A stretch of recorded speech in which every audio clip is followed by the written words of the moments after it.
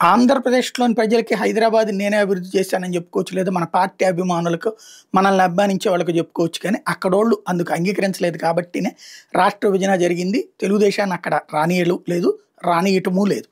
కాబట్టి మనం ఇప్పటికైనా సరే ఒక వాస్తవిక దృక్పథంతో ఉండాలి.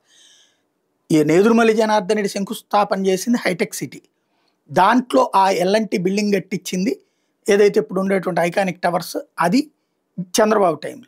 మిగతా డెవలప్మెంట్ అంతా ఏది శంషాబాద్ ఎయిర్పోర్ట్ దగ్గర నుంచి ఆ ఫైనాన్స్ సిటీ దగ్గర నుంచి ఆ రోడ్లు ఆ ఇన్ఫ్రాస్ట్రక్చరు ఇవన్నీ రాజశేఖర రెడ్డి హయాంలో ప్రారంభమై కొన్ని పూర్తయినాయి.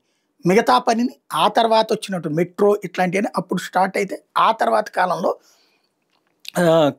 ఏది కిరణ్ కుమార్ రెడ్డి కావచ్చు రోసే టైంలో ఈ ఉద్యమాల కారణంగా డల్ అయినాయి, ప్రొసీడ్ కాల జరిగినాయి, జరుగుతూ వచ్చినాయి. కానీ రాజశేఖర రెడ్డి హయాంలో 100 కిలోమీటర్ల వేగంతో వెళ్తే వీళ్ళిద్దరి హయాంలో 20-30 కిలోమీటర్ల వేగంతోనే వెళ్ళినాయి. మళ్ళీ కేసీఆర్ వచ్చాక ఒక్కసారి ఊపందుకుంది. కేటీఆర్ హైదరాబాద్ని బేస్ చేసుకుని డెవలప్మెంట్ ఎక్స్పాండ్ చేయబట్టినే ఇప్పుడు ఏది అక్కడ ఇన్నర్ రింగ్ రోడ్డు రూట్లో మొత్తం రోడ్లు 1వ ఊరు దారి, 2వ దారి, 3వ దారి ఇట్లాంటి దాదాపుగా 3-4 దారుల దాకా పూర్తిగా డెవలప్మెంట్ కనబడుతుంది. ఆ చుట్టుపక్కలంతా కూడా ఇంకా కంటిన్యూ అవుతానే ఉంది. ఇప్పుడు మన ముద్ర ఏంటి ఇక్కడ ఇవాళ బాబు గారి చేతికి వచ్చింది. ముందు అర్జెంటుగా విజయవాడ, గుంటూరు, తెనాలి వీటన్నిటిని కలిపి ఒక సిటీ కింద అనౌన్స్ చేయడం, అమరావతి అని అనౌన్స్ చేయడం, అమరావతిని రాజధానిగా కేంద్ర ప్రభుత్వానికి పంపించి దీన్ని అనౌన్స్ చేయించడం నెంబర్ 1.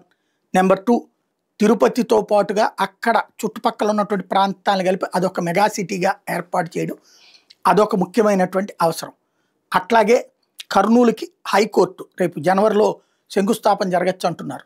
అది పూర్తయితే కర్నూలు, కడప ప్రాంతాలని కూడా ప్రత్యేకించి చూసినట్టు అవుతుంది, సక్సెస్ఫుల్ వెంచర్ అవుతుంది.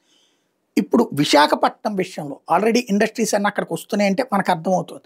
భోగాపురం ఎయిర్పోర్టు విశాఖ కలిసిపోవడంతో పాటుగా అంటే విశాఖ ఒకటే పార్ట్ కానీ అది ఆ మూలకు ఉంటుంది, ఇది ఇటుకు ఉంటుంది. విజయనగరాన్ని కూడా కలుపుతూ ఇదంతా కూడా ఒక గ్రేటర్ విశాఖగా తీసుకెళ్తే బాగుంటుంది. అప్పుడు ఒక మహానగరం అంటే ఇప్పుడు ఒకే రాష్ట్రంలో 3 మహానగరాలు అవుతాయి. అప్పుడు అమరావతి ఒక మహానగరం, విశాఖ ఒక మహానగరం, అటు పక్కన తిరుపతి ఒక మహానగరం. గ్రేటర్ తిరుపతి, గ్రేటర్ విశాఖ అని పెట్టండి, అమరావతి అనేది పెట్టండి. అమరావతి గ్రేటర్ అక్కర్లేదు, Amaravati it self A capital. అలాగ పెడితే బాబు గారికి ప్రయోజనం, తెలుగుదేశం భవిష్యత్తులో చెప్పుకోవడానికి అవకాశం ఉంటుంది.